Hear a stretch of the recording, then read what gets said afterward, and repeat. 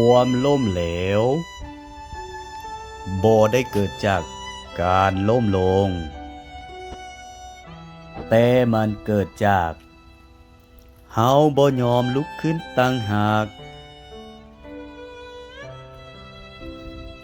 สลัดแต่เข้าข้างคนผิดชีวิตก็ย่อมบ่ประสบผลสลัดแต่อยู่กับไผบ่ได้เลยชีวิตก็บ่มีประโยชน์สลัด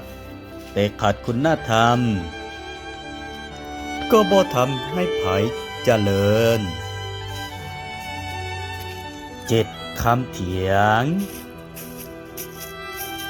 งสนะลูกค้า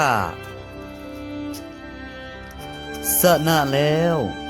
ลูกค้าก็น้อยลง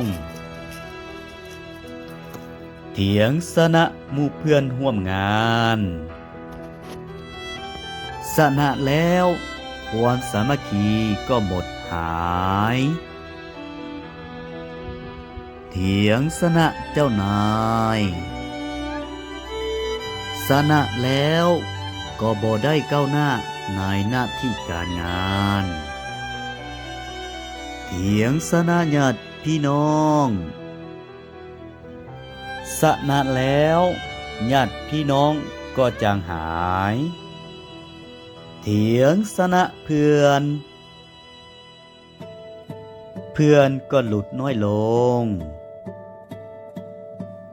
เถียงสนะคนฮักสนะแล้วความฮัก